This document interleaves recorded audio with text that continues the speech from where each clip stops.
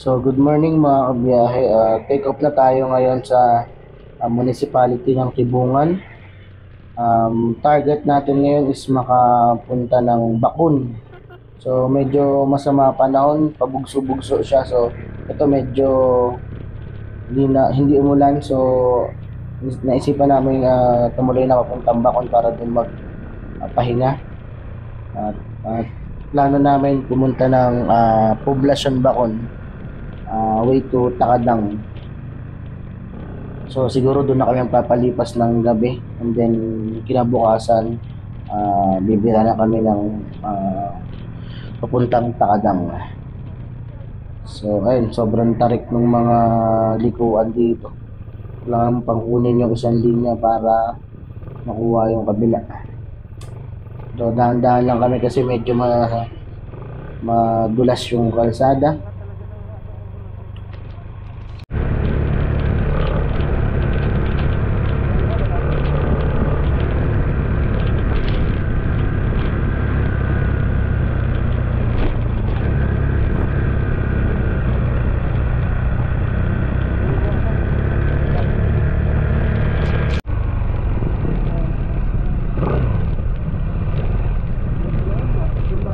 Ang ganda ng landscape sa parte na to.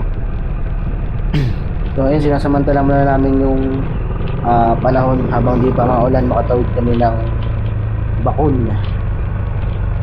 Approaching to Bakun na kami from Kapangan, and then nagkibungan kami. So ayun, nasa harap pa rin natin si Boss Jello. Grabe, sobrang tarik din ng mga likuan dito. Kaya dahan-dahan lang yung takbo namin. May nakita kaming tulay dito. Stop over muna para kumuha kami ng drone shot.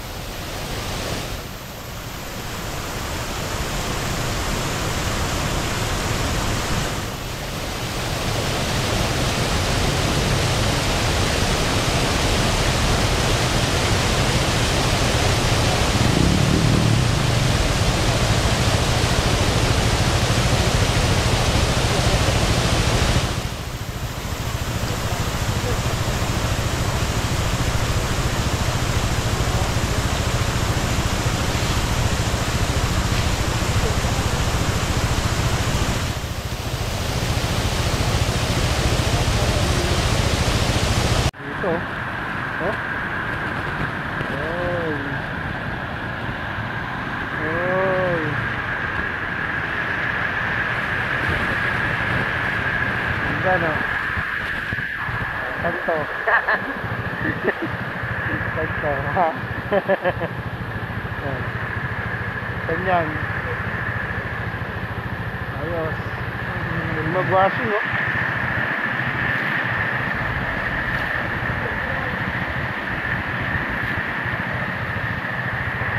Bundok Diaries.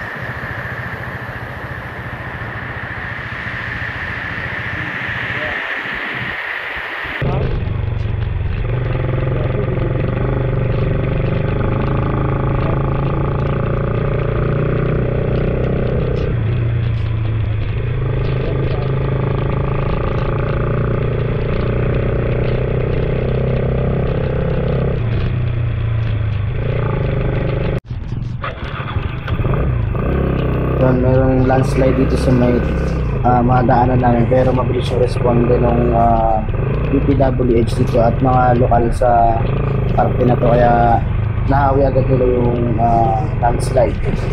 So pag sa mga ganitong senaryo, roll in nyo lang yung gulong nyo, iwas brake at dahan-dahan lang para di ganong madulas.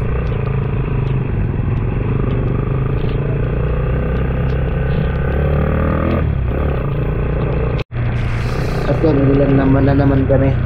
So dire-diretso lang kami, gagabangin namin to hanggang Bakun, hanggang sa makarating kami kasi wala na kami matutulugan sa part na to. Mahirap ang hotel dito.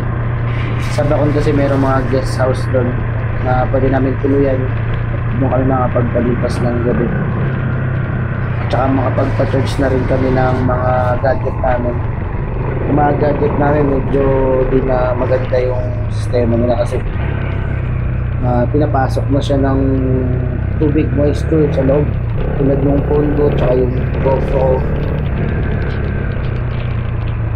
At papasok na nga kami ni Jello dito sa town proper ng Bakun. So ayan na, nayos ko muna yung camera ko para makuhaan yung kabuuan ng dadaanan natin. So ayan itsura ng Bakun papasok. So medyo maulan din na din dito. Grabe, ino lang kami sa taas, wag mula dito sa Bakun. So nag-off kami ng camera kasi wala na, bibigay na yung camera natin ay yung Hero natin. So para sa safety, yun na ko muna, tinabi ko muna. Then eto, sugal-sugal muna tayo. Hanap tayo ng gasoline station para makapagtipid. So ayun, meron nga ditong gasoline station malapit sa municipality ng Bakun, sa tapat lang. So dito na nagpagas si Boss Jello. Andyan ako, bukas na siguro ako mag-full tank, marami pa naman akong gas. Featured lang natin tong guest house ng Bakun. So mga tourist, punta kayo dito sa mga tourist destination ng Bakun. Dito pwede kayo magstay, pwede dito magluto. Sa mismong munisipyo to. Yung mga kaldero na din, tapos pinggan dyan. Tapos itong load on free yan, yung magluto dyan. Tapos ito yung mga kwarto, naka wood, ano siya, wood yung team nya. Ayan. Siyempre bawal dito yung inuming na aalasing, smoking bawal. Ayan, yan yung mga room. Tapos ito yung room. Ayan, ganda. Walang electric pan, walang aircon kasi malamig dito. Ayan. Kaso gabi walang kuryente. Nagkataon lang. Okay naman dito. Yung mga nag-hiking dito sila mga nag-i-stay. So pagdating nyo ng municipal, kung gusto nyo ng ganito, pwede kayong mag-inquire doon. Kasi wala namang hotel dito. Ito talaga yung puntahan ng mga nag-outdoor activity dito sa Bakun.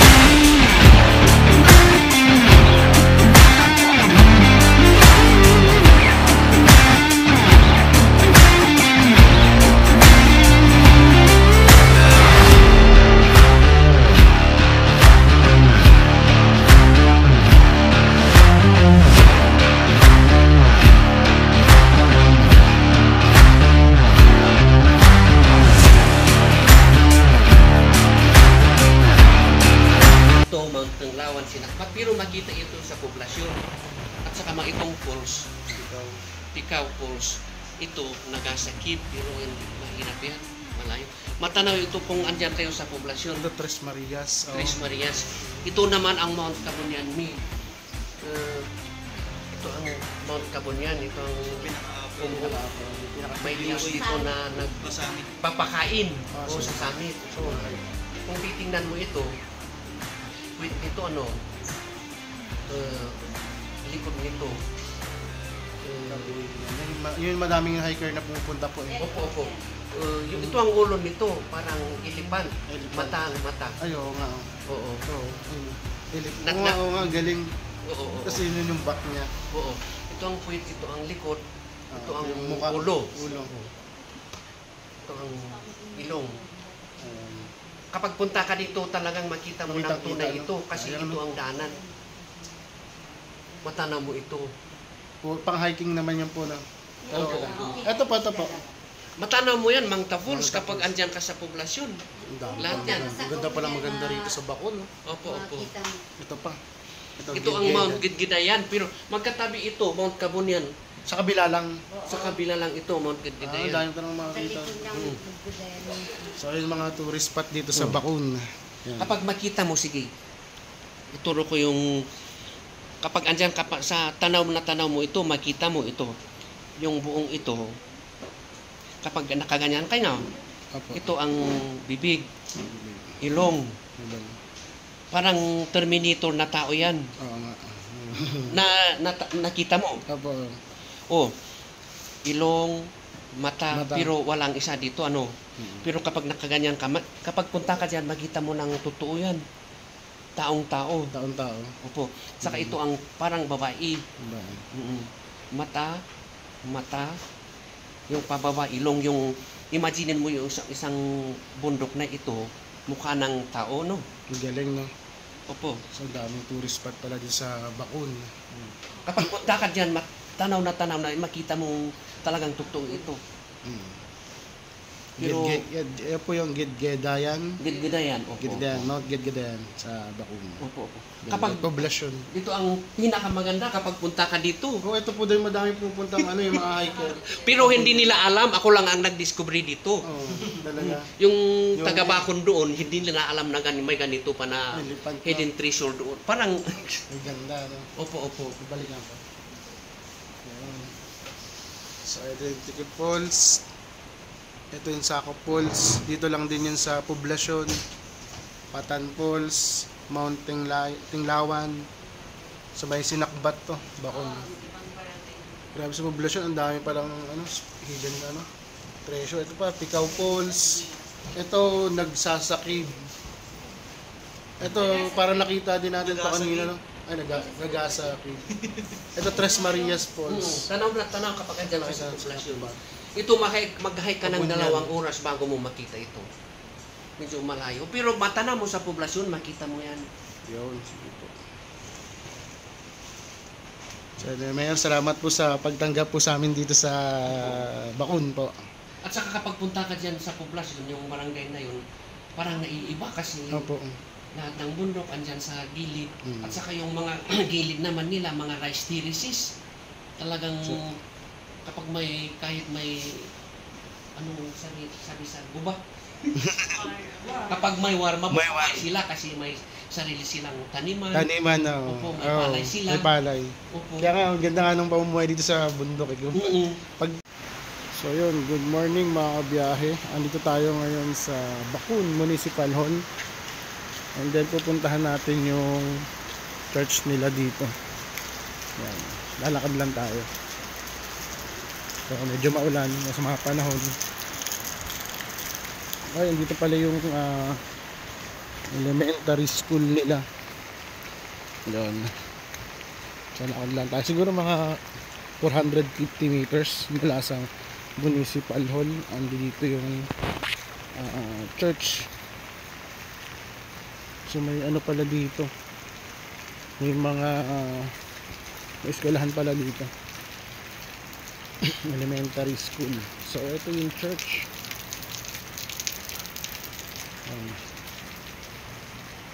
So nakuhaan din natin ito ng drone shot kanina. So dito na lang tayo. Yan, yun yung church nila. Ganda oh. Ganda. May basketball court din doon. Tapos ito, bundok. 3 bundok to. Bawal. So, tahimik nito, walang ganang tao. May pools din sa taas. Parang sarap pumunta rito pag summer. So ito yung elementary school. So alam niyo na